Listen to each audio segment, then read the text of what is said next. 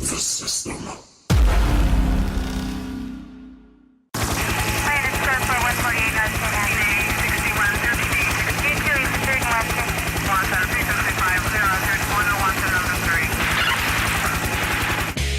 How you doing? Getting beat up by 9 guys in Syracuse, to me, there's not a whole lot of shame in.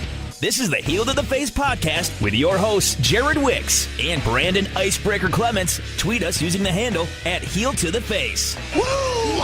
Woo! Woo! Woo! Woo! The bell is rung, so let's step in the ring with your hosts, Brandon and Jared. This is another week's edition of the Heel to the Face podcast. You can find me on Twitter. I am K-Rock Jared. That is Brandon Clements. You can find him on Twitter at Icebreaker21. You find the show on Twitter at Heel to the Face. Links, our question of the week, what have you. Another week. We lead up to Tables, Ladders, and Chairs. We're further away from Starrcade. Did you watch Starrcade this past week? I did not. Did you watch it? Yes, I did, and you didn't miss anything. I assumed. I you know what's funny? There wasn't, like we talked last week, there wasn't much hype behind it, so I kind of just, I'm like, all right, whatever. Honestly, I forgot about it until like I think it was probably yesterday. I thought I was just kind of surfing the web, looking up, see what's going on in the world, and I saw it. I don't even remember what happened on the I usually read the card. I kind of skimmed through it. Honestly, it seemed like it was pretty forgettable. I don't remember anything from it from reading it. All right, let's get this week's edition of the show Ladies underway. and gentlemen, this is the main event of the evening. With a 20-minute time limit. So if I could just talk for Starrcade just 1 minute. So you didn't watch it. If you watched it, you noticed it. You know what it was? Are you familiar with old Coliseum home videos, WWF body slams, Jam Slam, Body Slam, like the videos you'd rent from the video store that would be about 1 hour, 2 hours long. They'd be just kind of a lot of random matches with like announcing dubbed over all of it. Kind of thing. Yes, a little bit. I'm not an expert. I can't go back and remember it vividly, but I do remember how it was set up. Was it like Tom that? Phillips and Byron Saxton were the announcers for this event. You could tell that they weren't ringside, because you could tell that they filmed it and then they kind of talked over it, mainly because of the fact that things went seamlessly from one to the other. So they kind of dubbed over it then. Okay. Exactly what, yeah. That's what they did. So they called it like they were watching the 1 hour straight. Like they didn't sit there ringside, call it, and then cut it up into 1 hour. So it'd be like if you and I watched Starrcade and we just kind of sat and had microphones, that's kind of what would happen, right? Yeah. I mean that's... the reason you could tell is because it's a 1 hour show that they jumped from one thing to the next. For example, they would have an opening segment with Elias, and then without any big wait or commercial break or any of that nonsense, they'd jump into a match. And they'd be like, well, that was fun with Elias, but it's time for 6-man tag. The bell rings, and here we go. Like, yeah. Okay. So it was kind of choppy then. Well, it wasn't choppy. Well, I mean, it was like you'd see like a star wipe. You see Elias in the ring walking out, and then all of a sudden maybe the screen would flip. And then all of a sudden, the people would be already in the ring ready to go. And then it'd be like, all right, well, that was a good match, but it's time for tag team action. So it was pretty apparent. It was like Coliseum home video where you'd be like, Hulk Hogan with the victory, but Earthquake's in the ring, and let's get to his match. You know what I mean? Like from Superstars to Wrestling Challenge to Saturday Night's Main Event, they would have like matches all cut together. Like we talked about last week. So it was kind of like a highlight show then, obviously. Yeah. That's what I would. And it was exactly presented like a house show, the house show, Titantron, the whole 9 yards. I don't understand, and again, this is why I don't work for WWE, because there must be some great reason that I'm completely missing why this couldn't just be tables, ladders, and chairs. Yeah, WWE does a lot of things like that. At least they aired it. I mean, Starrcade last year, Well, I don't even understand what was the difference between this and a house show. Nothing. It was just recorded and they put it on the network. That's all it was. That's the only difference. Yeah, it's the only difference between having the show at the War Memorial in Syracuse. It was like a house show that just had extra people. It was like those Madison Square Garden house shows they kind of put on the network every so often. Yeah, that's pretty much like, Brock Lesnar's going to be at this house show, so we'll air it. Yeah, that's the equivalent, honestly. Yeah, because it's not. And to me, that's why I didn't really. I skimmed through it. Like, was there? I think AJ and Samoa was in a match. So the main event or the main event on the show itself was AJ versus Samoa Joe in a steel cage. I know that I think Dean fought Seth Rollins in a steel cage. I see why they didn't air that, because of the fact that they do that on house shows. For example, at a house show, AJ Styles will defend the championship, but on television, AJ Styles is only going to defend the championship at the next pay-per-view. The house shows don't exist. That's why house shows... So essentially... That's why we didn't see Dean versus Seth inside of a steel cage, because the first and only time that they're ever going to fight is going to be at the pay-per-view. They can't pretend like that they're actually fighting before the pay-per-view because there was a title change that changed hands at a not a pay-per-view, but a house show. Well, yeah, what was it about 2 years ago? AJ Styles. Yeah, it was AJ Styles. Like, here's the thing: I'm not knocking the live events, and we've talked about it off the air multiple times. I have nothing against folks going to the shows. They're supporting they come to Syracuse. That's great. If it's not storyline linked, I don't have any interest. Well, yeah, because that's why they didn't air Dean Ambrose versus Seth Rollins, because the first time that they get their hands on each other, according to storyline, will be at the pay-per-view event. Storyline. Yeah, even though they're fighting every single night, you know what I mean, leading up to that.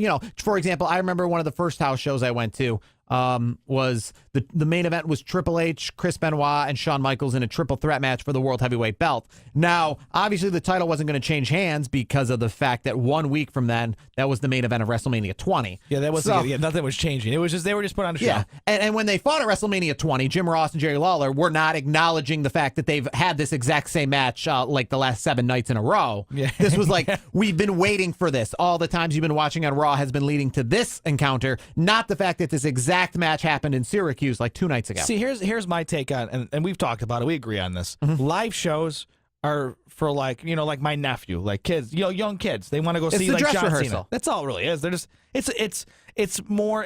To me, it's not for guys like us where we're like we want to watch this. We watch it for the storylines. We're in it for the storylines. The kids, they don't know what's really going on. I mean, they just hey, the guys are in the ring, great. They don't know the difference, especially young kids. To me, that's the great thing. Like my nephew goes to all of them all the time. He loves John Cena. He likes Rey Mysterio. So it's like he gets autographs. It's a dress rehearsal. That's what these are. House shows are dress rehearsals. A lot of people don't even realize this.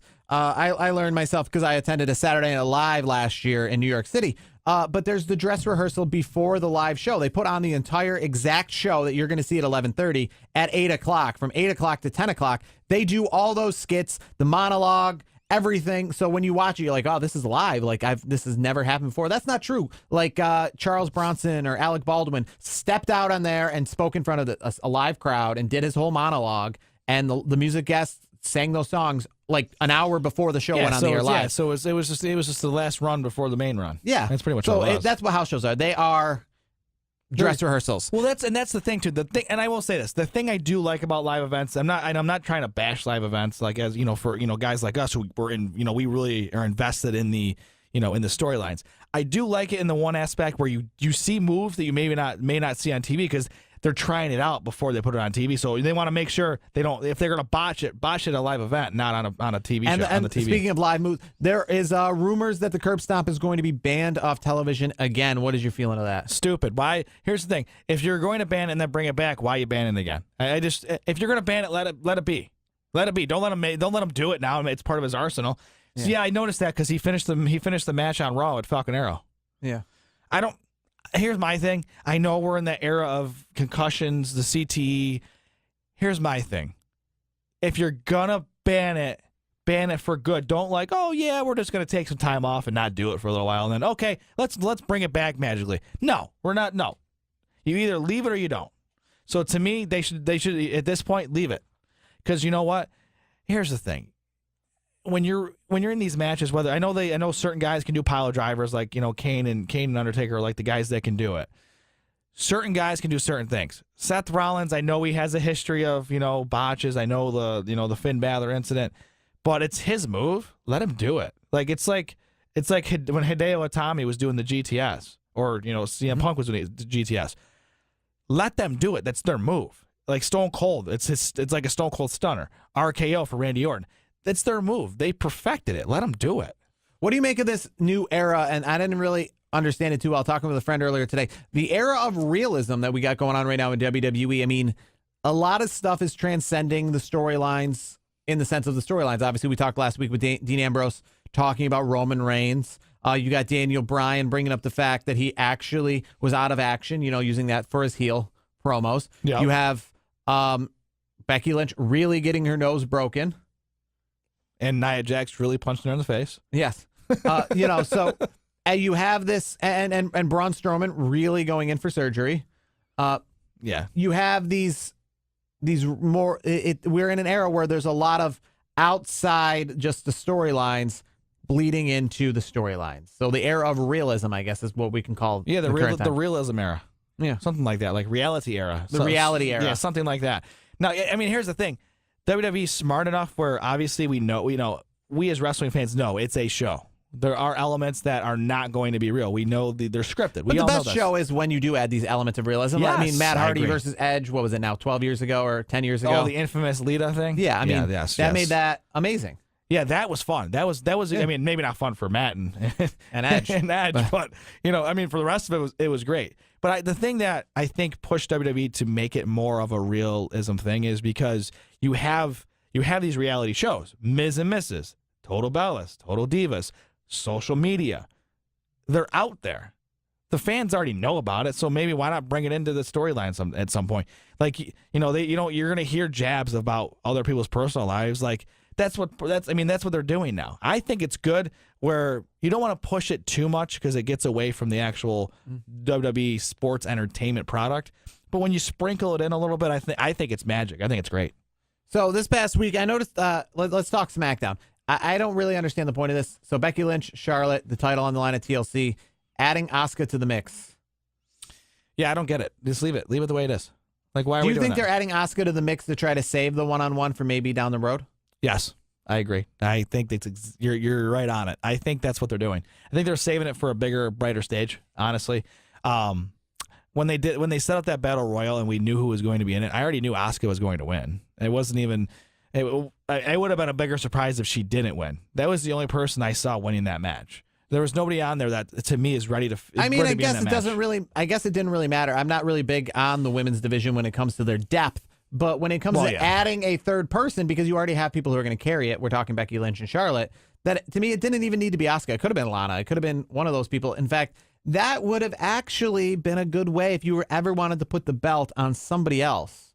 Now, not Asuka. Asuka's legit, but let's say you want to put the belt on Lana. You want to put the belt on the Iconics. That's a good way to do it because you have this animosity between Charlotte and Becky that they can kind of do like Carmella and like steal the belt. Yeah, I mean, we'll use Lana for example. It could be like Becky Lynch and Charlotte. They're going at it, and they both put a maneuver on each other, and they're both down. And then Lana comes in, puts her move on somebody, and 1, 2, 3. Yeah, that. I mean, I get that part of it. The reason why I do like the fact that Asuka is in the match is, I mean, I don't think she's going to win the title, but I would say it would be a bigger surprise if Lana won the title. I think she's legit. I mean, if Asuka won the championship, I wouldn't be like, oh my God, this is crazy. Like it makes it more believable where there's 3 legit competitors in that match. To me, having like Lana in that match, nothing against Lana, but she's not on the level of Becky and Charlotte. So to me, it'd be like her being a throw-in. I mean, Asuka is kind of a throw-in to a point, but Asuka is more legit. She's the most legit non-Becky Charlotte on SmackDown. Yeah, I mean, Asuka is obviously could be the champion. Yeah, and you know who's going to be mad at that? I wouldn't be mad at that. I'm fine. Maybe she can find her way to be champion in the same way that I just described. Yeah, but I don't think they would do it for Asuka like that because Asuka has a reputation of kicking the crap out of everybody. So I don't think it'd be good for her character. I think it'd be more of a detriment where she kind of sneaks in for the victory. I don't think that's in her character right now. So honestly, if Asuka was going to win, it would be where she kicked both Charlotte and Becky's heads off, so to speak. All right, so you know what? At this time, we're going to jump into our Twitter question of the week. We wrapped up what was I would say, a pretty uneventful week in the world of absolutely WWE. Leading up to TLC, we still got a few weeks to go, so it's time for our Twitter question of the week. And our Twitter question this week was a take off of the PWI. They released their top 500 wrestlers for 2018. I will give you their top 10. It goes like this: The Miz is number 10. Naoto is number 9. Naito. Cody Rhodes. I'm familiar with him. I know. I don't hear his name. I read it more often. Yeah. Sorry, marks out there, indie wrestling fans. Yes. Cody Rhodes number 8. Roman Reigns number 7. Braun Strowman 6. Seth Rollins 5. Brock Lesnar 4. Okada number 3. AJ Styles 2. And Kenny Omega 1. So the question was this week. I posed it last week. Is Kenny Omega number 1? 75% of you said yes. He is the number 1 wrestler in the world. Looking at a list of his matches going back to the start of the year, he's had quite a decent amount of matches. He took on what's that? Switchblade. Jay White picked up the win. Obviously, he was at the All-In pay-per-view. He had the feud with Chris Jericho this year. We saw that at Supercard of Honor. I was there. He took on Cody Rhodes and picked up the win. He just had, I don't want to say he had his best year because I want to say maybe last year was his best year. He was on the map in probably 2016. And now 2017 and 2018, he's just staying on the map. He had some 5-star matches, don't get me wrong, but is he the number one wrestler in your eyes? No. And why not? AJ Styles, in my opinion, is, yes, I'll say it like this. Kenny Omega is fantastic. I would put Kenny at 2. I mean, it's really splitting hairs, honestly. But Kenny, you're having these 5-star matches on sorry, I'm going to tick off some indie fans here, indie wrestling fans. The AAA of wrestling. That's the way I look at it. You're an all-star on the AAA level. I think he's a tremendous talent. I have no argument there. I would love to have him on WWE, have him, face AJ Styles for the championship. But to me, AJ Styles he makes everybody he faces in the ring look good. And he's doing it on the A+. He's on the MLB level, the major league level, so to speak. So that, to me... He did get the win over Chris Jericho to start the year. I mean, that's... Yeah, but here's the thing. And Chris Jericho is one of my all-time favorites. There's no arguing about that. I mean, what he's done in the ring, what he's done in music, I'm a big fan of Jericho. But it's not Jericho from, 10 years ago. That's where I'm getting at. He's Jericho's in the back end of his career. He's almost 50. So here's my thing. Kenny, you want to be number one in my book? You come to WWE and you take on AJ Styles and you show me that you're a better wrestler than AJ Styles. I mean, that's a tough one for especially the indie fans to come to WWE because it's not like regular sports. I know. I get it. Coming to WWE, what's that going to prove? That here's the thing. Here's what's going to happen. If he never comes to WWE, he's going to be the best wrestler to never come to WWE. He won't be known as the best wrestler ever. I mean, look at Cody Rhodes. Remember him in WWE was a joke. He reinvented himself. Yeah. And Cody Rhodes is going to come back to WWE. What if they want Kenny Omega to reinvent? I think that's what he's afraid of. I think that's what Sting was afraid of. I think that's what a lot of WCW guys were afraid of. They didn't want to have their legitimate careers become jokes at the hand of Vince McMahon and WWF. I mean, and here's a guy on the list. Where's Jay Lethal? Where's he at? Jay Lethal. Okay. Yes. Where's Jay Lethal? Let's scroll up this list. I mean, he's somewhere. Come on. I mean, I thought Austin Aries had a great year. I do not know why he's 25. He should be much higher than that. Austin Aries had a year. Yes, he did. He did have a good year. He's a belt collector, Austin Aries. I don't see Jay Lethal anywhere near there. And Jay Lethal has been the flag bearer for Ring of Honor for a long time. He puts on great matches. I mean, that's a guy that he's one of the best to not do anything in WWE. Yeah, he really is. In my opinion. And he's not even in. And I saw Jinder Mahal in the top 20. Are you freaking kidding me? That is a joke. Jinder Mahal should not be anywhere near the top 25, in my opinion. I'm looking here and I'm seeing guys on here. I saw a few guys from NXT, like Johnny Wrestling is below Jinder Mahal. Are you freaking kidding me? Yeah, I think Velveteen Dream deserves to be much higher than 79. Are you kidding? You got Alberto Del Rio at 78. I want to say Velveteen Dream's higher than that. Here's my problem. You have Kyle O'Reilly higher than Velveteen Dream. That to me, there's no legitimacy to that. Drew McIntyre is 72. Are you kidding me? And I love Bray Wyatt, but what has he done all year? Bray 57, Wyatt, he should be lower. Bray Wyatt should be back in the 70s, maybe, and 80s, somewhere in there. Yeah, he could be up there. He could be out in the top 100. I mean, looking at this list, I mean, Sheamus, 42. I'd go Sheamus maybe 50 in the 60s, somewhere in there. And here's the thing, and here's one thing I don't understand in PWI 500. I don't really get it because you have people like Kenny Omega, number one, which makes me think that they're a legitimate wrestling source. I mean, the PWI Pro Wrestling Illustrated has been around since before I was born. I mean, this is legitimate when you talk about professional wrestling. That's why you have people like Kenny Omega, number one, because this isn't WWE. This isn't for the kids. This is for the hardcore wrestling fans. But with that being said, then you have people like John Cena, number 20. Well, then what does that make any sense? He had what? 2 matches all year? Well, yeah. And then you have Brock Lesnar, 4. Come on. That's a joke. I get it. Brock Lesnar should be on there, because of the fact that, he didn't have a lot of matches, but he dominated and won those matches. I will I don't agree. know if he should be number 4, though. I will agree. There's one person in the top 13. I think he's in the perfect spot. Andrade Cien Almas. I think 13's perfect. I think that's a great number for Andrade. He's had a great year. I mean, he's one of the guys. He's one of the, to me in WWE, he's one of the best wrestlers that isn't getting that big of a push right now. If you had, and I'll ask you this, the top 30 right here, I'm highlighting the top 30 for you. If that was the Royal Rumble this year, would that not be the greatest Royal Rumble of all time? I mean, look at that list. I mean, Pentagon, Ibushi, Cedric Alexander, Sami Zayn, Austin Aries, Samoa Joe, You're missing Adam Cole, John Cena, Kevin Owens, Brock Lesnar. So you have the big names. You're missing a lot of big names though. You're missing big names. That's my issue. You're missing big WWE names. It would be awesome to see Randy Orton, Kevin Owens, Finn Balor get in the ring with Dalton Castle and Will Ospreay and Kenny Omega. I mean, come on. Dalton Castle's good. I like Dalton Castle. Yeah. I saw Dalton Castle a handful of years ago in the Auburn High School gym. I've seen Dalton Castle Northeast both in Wrestling. Ring of Honor and in the Indies. He was good. I liked. He was on. It was the Northeast Wrestling promotion. They had Matt Hardy. Jay Lethal's 48. I know you were looking for him. Yeah, I was like, where the hell is he? Yeah, there he is at 48. I mean, come on. Are you kidding me? Behind Johnny Mundo, a.k.a. Johnny Nitro, a.k.a. Johnny Impact. Yeah, a.k.a. Johnny, whatever the hell you want to call him now. Yeah. Here's my issue. Why is Jay Lethal not higher? And why are some of these people as high as they are?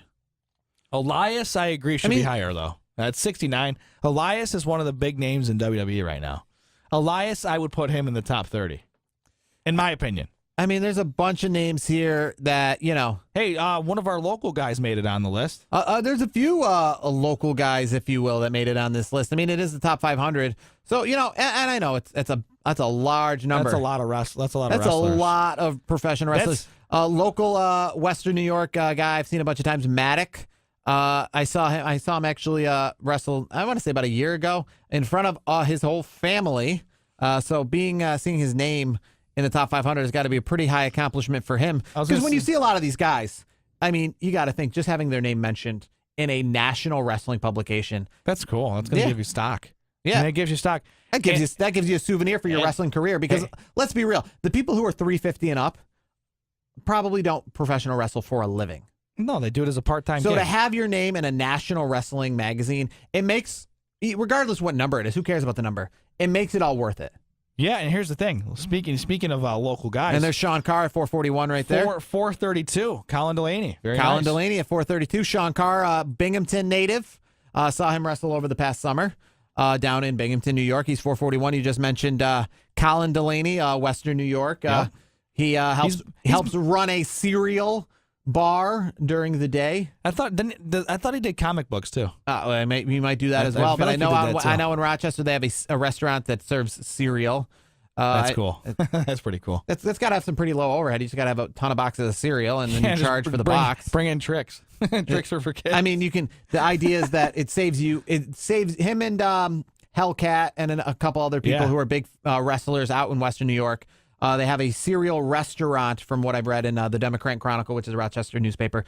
I feel like they've done this in New York City before. Where you want cereal and you don't want to just buy a million boxes of cereal. You go to this place, it's like $3 for a bowl, and you can mix and match and that's cool. Pick the milk. I think that's cool. Yeah, and then you can mix cereals together. I mean, obviously they have more than 5 boxes. I mean, it's hundreds of varieties. It's kind of the same way as when you get candy out at bulk at the grocery store. Instead of buying a bag of Sour Patch Kids, you get a little Sour Patch Kids, you get a little of the blue gummies, a little of the red gummies. You get a little bit of everything. Yeah. So he's on the list as well, Colin Delaney. He had a decent year. Trying to go through the list to see who else we recognize. I've seen a few people I've recognized before, but either way, those names just being on the list. Yeah. I think, wow, Sanjay Dutt, he's very low on 343. I want to say he's definitely done a little more in the indies than I thought to be as low on the list as that. Other than that, like you said, if you're 350 or higher. Jack Swagger, I mean, 275. Yeah. He's hit for his work in the indies throughout the year. I mean, obviously he hasn't. I'm surprised he hasn't signed on with even like Impact. No, He's been 100% indies. Yeah, he's just doing his. You know what though? He wants to work his own schedule. I get I'll it. tell you a guy that you should check out if you haven't ever checked out. He's number 240, AR Fox. I've seen him in the indies. Great. He's one of those guys. If you love flips, if you love just That's the guy you want to go see. that's the guy you want to go see. If you love that kind of homicide, man, he's still kicking around. Yeah, somehow. He's kicking I feel around. like he's at been number- around forever. at number 229. Petey Williams.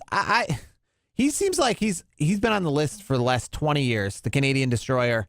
And I feel I remember years ago he was much higher than that, but Petey Williams still kicking around. I saw him in Impact Wrestling a couple years ago. He's somebody, that's another guy, never made it to WWE. But he's still around.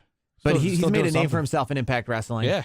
Without a doubt. Petey Williams kicking around. How about this Bo Dallas, number 190? Nice. Aiden English is on there. Cool. We're 8-8. Leo Rush. I mean, I feel Leo Rush is more for his time before Bobby Lashley. Yeah. What do you mean? I love what they're doing with Bobby Lashley right now. So do I. I think it's giving him it's actually giving his character a little juice. I think Leo Rush is the perfect fit for him. I think Leo Rush is great as a manager. I think he does a fantastic job. Yeah. I mean, I love what's going on with him right now, without a doubt. It's definitely I liked Bobby Lashley when I saw him come in last year for WrestleMania just because I haven't seen him in so long. But it didn't take too long before you got bored with him right away. Yeah. And it became why Yeah. now we remember why Bobby Lashley left to begin with. Yeah, that's true. So we went over 20 minutes there, but no big deal. Talking about Kenny Omega. He's your number one in the PWI Top 500. And that's our weekly recap of what was WWE this week, which was quite uneventful. If anything, maybe next week let's divulge more into the PWI Top 500. I mean, that was... Yeah, it's good stuff. There's a lot to go. There's a lot to good digest. stuff. Yeah. There's a lot to digest. Maybe Yeah. that's what we'll do. We'll figure out what our Twitter question of the week is next week as well. Starrcade was quite uneventful. TLC, though, hopefully it's something. We still got 2 Raws and SmackDowns leading up to TLC. Yeah, hopefully they do something with it before the show, before the pay-per-view. Better than this week. Yeah, absolutely. That's Icebreaker21. You can find him on Twitter at Icebreaker21. That's Brandon Clements. Myself at KRock Jared. Jared Wicks is the name. Follow the program at Heel to the Face. Until next week, this has been the Heel to the Face podcast. You can find us all the podcast formats, including YouTube, iTunes, iHeartRadio, and more. Until next week.